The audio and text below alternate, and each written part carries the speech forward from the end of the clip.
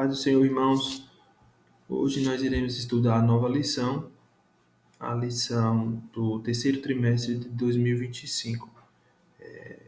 O propósito desse trimestre é estudar a eclesiologia. E o que significa eclesiologia? Eclésio significa igreja, logia, estudo. Então, eclesiologia é o ramo ou campo da teologia que estuda sobre a igreja. Então, nós iremos estudar sobre a igreja primitiva em Jerusalém, de acordo com as narrativas de Atos dos Apóstolos. A primeira lição tem como tema a igreja que nasceu no Pentecoste. Mas o que significa Pentecoste? Antes de falar sobre o significado desse termo, eu gostaria de contextualizar os irmãos acerca de 3 grandes festas que aconteciam anualmente no Antigo Testamento. A primeira festa era a festa da Páscoa, a segunda festa era a festa de Pentecostes e a terceira era a festa dos tabernáculos. Então, perceba que a festa de Pentecostes era a festa do meio. E Pentecostes significa literalmente 50º dia.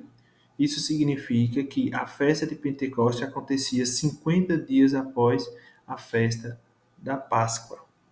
E por que essa festa ela é tão importante? É tão especial. Ela é importante porque marca o derramamento ou empoderamento pleno do Espírito Santo. Marca também a história do nascimento da igreja.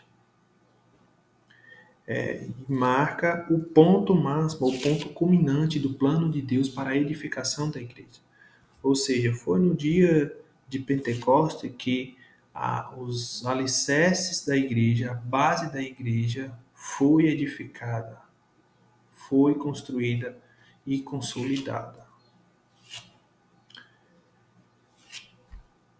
O textuário encontra-se em Atos capítulo 2, versículo 14, que nos diz assim: E todos foram cheios do Espírito Santo e começaram a falar em outras línguas, conforme o Espírito Santo lhe concedia que falasse. Nós vemos aqui a suma importância do Espírito Santo, o papel importante do Espírito Santo. Durante o seu ministério, Jesus já tinha pensado acerca da igreja, mas ele deixou essa incumbência para o seu sucessor, o Espírito Santo. Então, o Espírito Santo ficou com a missão de erguer, de implementar a igreja e de propagar, de promover o seu crescimento, o seu desenvolvimento. Ou seja, propagar o seu crescimento de Jerusalém ao mundo, ou seja, até os confins da terra, como diz a palavra do Senhor. A verdade prática nos diz assim: a igreja nasce no Pentecoste, capacitada pelo Espírito Santo para cumprir a sua missão. Então, qual é a missão da igreja? A missão da igreja é propagar o Evangelho de Cristo ao mundo. Só que essa propagação, essa ação de propagação, ela só é possível, ela só pode ser realizada com êxito através do poder do Espírito Santo. Glória a Deus. A leitura bíblica em classe está em Atos capítulo 2, do verso 1 ao 14. Introdução. Nos diz assim: a igreja nasceu no dia de Pentecostes. Esse evento marcou o início de uma nova era, a era da igreja. O Pentecoste era uma das festas mais importantes dos judeus e acontecia 50 dias depois da Páscoa. Foi nesse dia especial que Deus derramou o Espírito Santo sobre todos os discípulos, batizando-os. Pulando aqui para outro ponto. Além disso, o Pentecoste foi uma prova clara de que Jesus havia ressuscitado. Por que, irmãos, que foi uma prova clara que Jesus havia ressuscitado? Porque lá em João 14, versículo 16, diz assim, Jesus disse assim: Eu rogarei ao Pai e ele vos dará outro Consolador. Em João capítulo 16 e 7 diz assim: Se eu não for, ele não virá. Então a condição para que o Espírito Santo fosse enviado ou derramado era Jesus, Jesus subir ao Pai. Então ele precisava subir. Quando ele subiu, ele enviou ao Pai.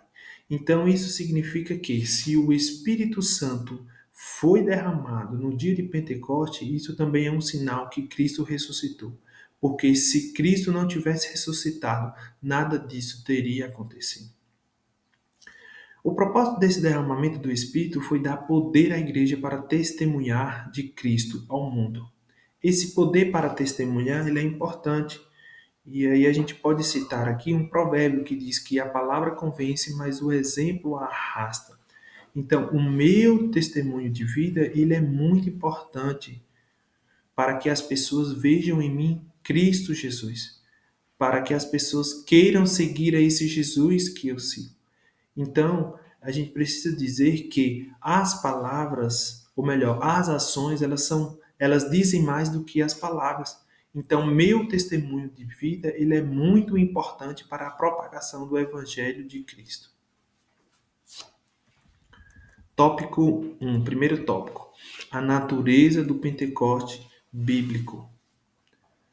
Ponto 1 diz assim: Lucas relata que por ocasião do derramamento do Espírito no dia de Pentecoste, foi ouvido no céu um som como de um vento veemente e impetuoso, e que foram vistas por eles línguas repartidas como que de fogo. Nós percebemos aqui a manifestação da presença de Deus. É tanto que o comentarista ele chama aqui de teofanias. E o que significa teofania? Teo, Deus, fania, manifestação ou aparição. Então aqui esses dois sinais eles representam a manifestação da presença de Deus. E o primeiro sinal foi o sinal audível, ou seja, eles ouviram o quê? Ouviram um som como de um vento veemente e impetuoso. Então, todos que estavam ali presentes conseguiram ouvir esse som. E aqui é importante mencionar também o significado do vento. O que significa vento? Vento significa sopro, força, movimento. A gente sabe que o vento ele não é estático, pelo contrário, ele é dinâmico. Então, quem é esse vento? O vento é o Espírito Santo. Então, o vento ele movimenta, impulsiona a igreja. Ele tem essa função de impulsionar. O Espírito Santo tem a função de movimentar, impulsionar a igreja. O outro grande sinal da manifestação da presença de Deus foi um sinal visível, ou seja, todas as pessoas que estavam ali presentes no dia de Pentecoste, elas puderam contemplar, visualizar. Visualizar o que, irmãos? Línguas repartidas como que de fogo.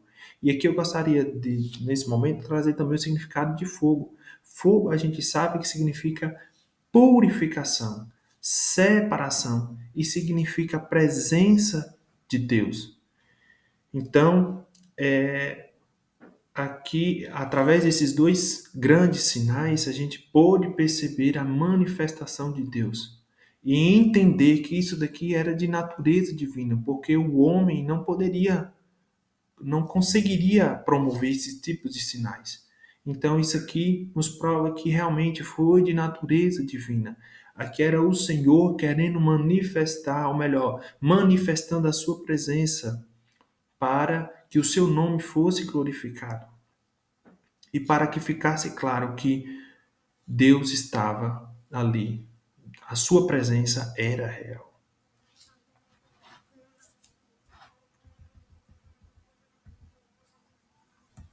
Ainda sobre o ponto 1, é importante dizer que o Pentecoste ele marcou o encontro do Espírito. Não, aqui, vamos lá, vamos para o ponto 2 agora. Ponto 2 diz assim: um evento paralelo ao Sinai. Além disso, assim como no Sinai, onde a presença de Deus se tornou real como uma das experiências mais marcantes da história do antigo povo de Deus, de uma forma muito mais gloriosa e profunda, o Pentecostes marcou o encontro do Espírito de Deus com a igreja. Então, irmãos, assim como no Sinai, tanto no Sinai quanto no Pentecoste, a presença de Deus ela foi manifestada. Porém, no dia de Pentecoste, a manifestação da presença de Deus ela foi mais intensa, mais gloriosa e mais profunda. Por quê? Porque marcou o encontro do Espírito de Deus com a igreja. Outra diferença é que no Sinai, a letra da lei, ou a palavra de Deus, ela foi escrita nas pedras. Já no Pentecostes, a palavra de Deus foi escrita nos corações. Glória a Deus. Ponto 3. Centrada em Cristo e nos tempos finais.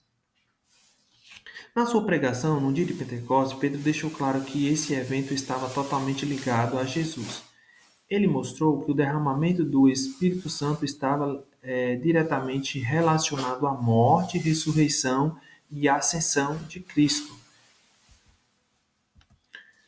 Isso significa que, embora o Pentecostes seja uma manifestação do Espírito Santo, ele também é cristocêntrico, ou seja, tem Cristo como seu centro. Ou seja, sem a cruz de Cristo, o Pentecoste perderia seu significado, seu verdadeiro significado, pois não há Pentecoste sem cruz. Então, irmãos, é preciso entender que os Pentecoste só foi possível, só aconteceu por conta da ascensão de Cristo. Se não houvesse morte, ressurreição e ascensão de Cristo, não haveria Pentecoste. E por isso que o comentarista José Gonçalves fala que sem a cruz não há Pentecoste. Porque sem a cruz significa que a ascensão de Cristo não aconteceu. E se ele não subiu ao Pai, ele não enviaria o seu Espírito Santo. Porque a condição para que ele enviasse o Espírito Santo era ele subir ao Pai. Assim que ele subisse, ele iria enviar o Espírito Santo. Bem como aconteceu. Glória a Deus.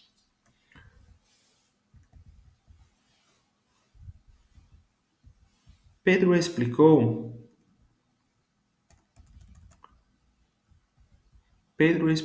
que o Pentecoste foi cumprimento da profecia de Joel, que anunciava que Deus derramaria o seu Espírito sobre toda a humanidade. Quando Pedro usou a expressão nos últimos dias, lá em Atos capítulo 2, versículo 17, quando ele usa essa expressão nos últimos dias, aqui não é no sentido de que o mundo vai acabar amanhã, mas é no sentido de que a próxima fase ou o próximo evento do plano de Deus é a volta de Cristo.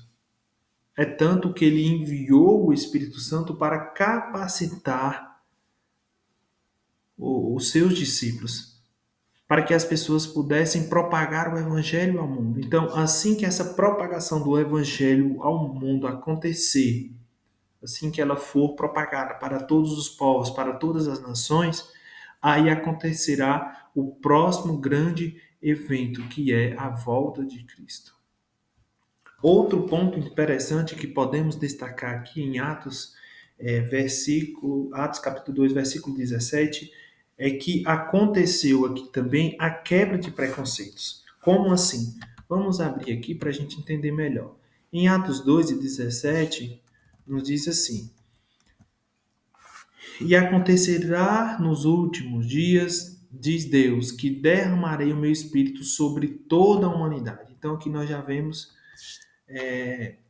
a quebra do primeiro preconceito, ou seja, a quebra do preconceito racial, porque a destinação do Espírito Santo é para toda a humanidade. Em outra versão diz para toda a carne.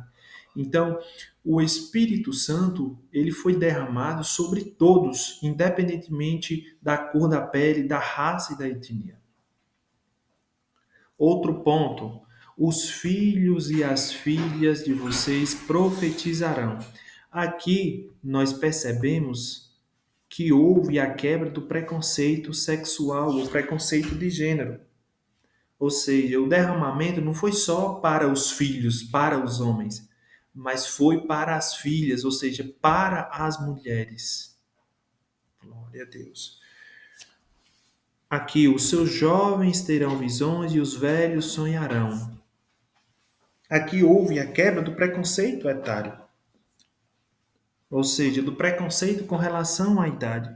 Porque antigamente os velhos tinham mais propriedade no tocante à espiritualidade. Então, quando se falava de espiritualidade, os velhos tinham propriedade para falar, os jovens não. Mas hoje isso mudou, porque Deus usa quem Ele quer, na hora que Ele quer. Outro preconceito que foi quebrado foi o preconceito social, porque aqui diz o quê?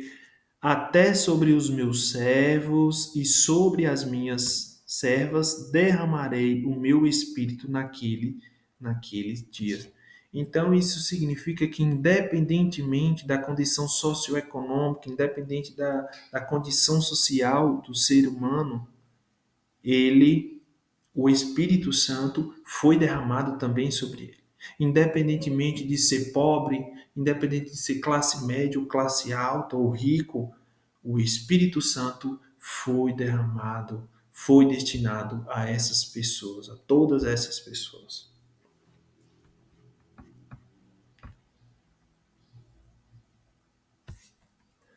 Ponto 2. O propósito, o propósito do Pentecoste bíblico. Ponto 1. Promover a verdadeira adoração.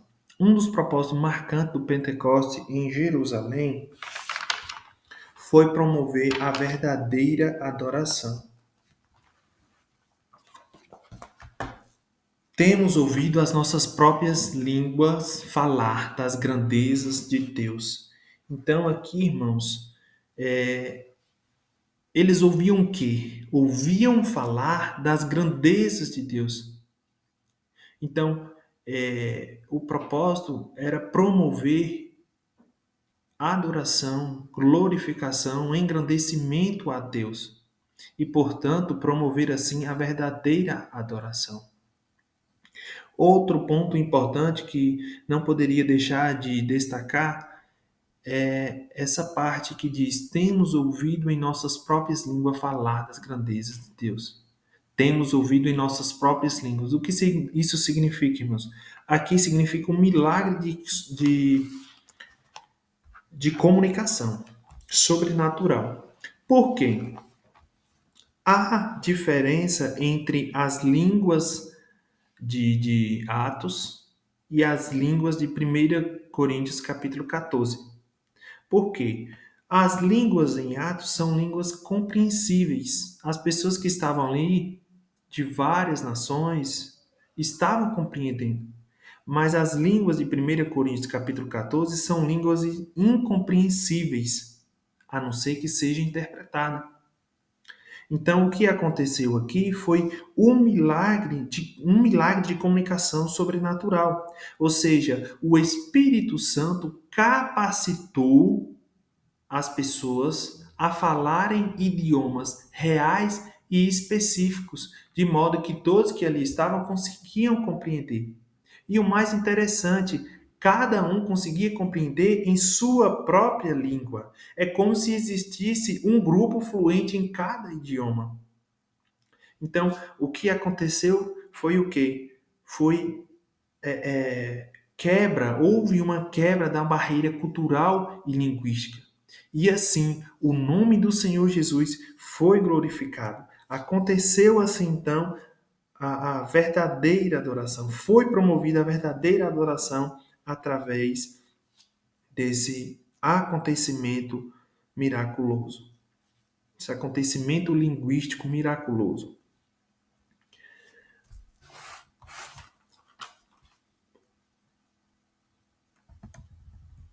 Poder para testemunhar.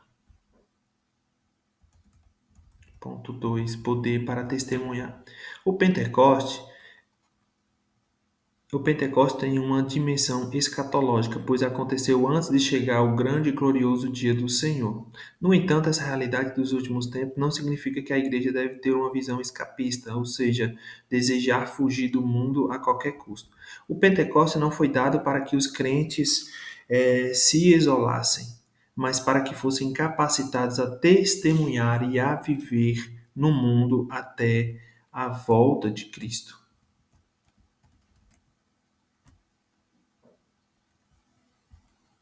Então, irmãos, o segundo propósito é o quê? É poder para testemunhar. Esse poder para testemunhar, ele é muito importante, porque esse testemunho que nós carregamos conosco, esse testemunho de vida, ele é muito importante, porque ele transforma quem vê. E esse poder, essa autoridade, nos gera uma convicção tão grande que promove transformações na vida de quem vê. Bem assim foi com Pedro. Pedro negou Jesus 3 vezes por medo, mas quando ele teve o encontro, quando o derramamento do Espírito, quando ele recebeu o derramamento, o empoderamento do Espírito, Pedro falava, pregava com ousadia, com autoridade, de modo que ele conseguiu convencer centenas, ou melhor, milhares de pessoas. E logo após também morreu por amor ao Evangelho de Cristo. Foi martirizado. O que é isso? Isso é poder. Poder para testemunhar. Então, quando eles receberam esse poder para testemunhar, receberam o Espírito Santo, o medo se transformou em coragem. Glória a Deus.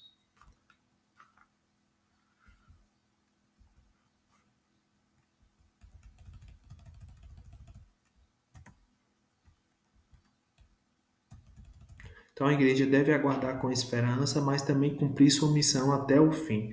Para cumprir essa missão, ela necessita do poder para testemunhar. De fato, é isso que aconteceu depois do Pentecostes. Ponto 3. Características, o terceiro subtópico, características do Pentecoste bíblico. Uma experiência específica. E por que, irmãos, que foi uma experiência específica? Porque foi um marco no plano de Deus e porque tinha um propósito claro e determinado. Foi uma experiência específica porque foi algo único que aconteceu.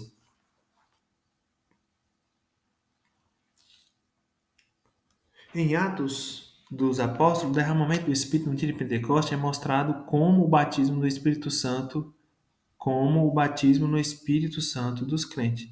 Naquele dia, o Senhor Jesus batizou quase 120 pessoas no Espírito Santo. Essas pessoas já eram regeneradas, isto é, salvas.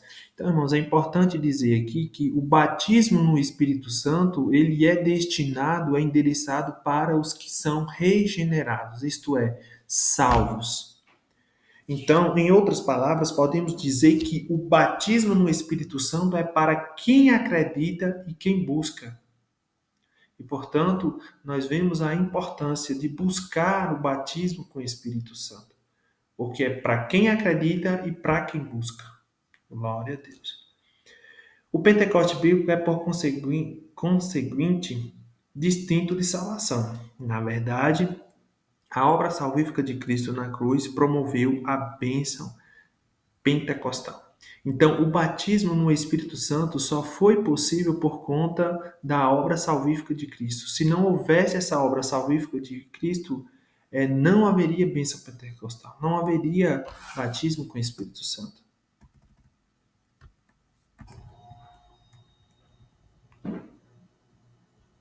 Ponto 2. Uma experiência definida e contínua.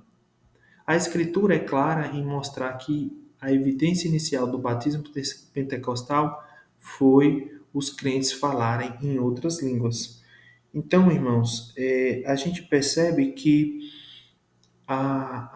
uma das evidências físicas ou externas do batismo com o Espírito Santo é o falar em línguas. E por que que essa experiência ela é definida e contínua? Ela é definida e contínua porque no dia de Pentecostes produziu-se ali um espírito contínuo, ou seja, o Espírito Santo ele continua sendo derramado. E por isso que é uma experiência contínua, porque até hoje, até nos dias atuais, continua sendo derramado sobre a igreja.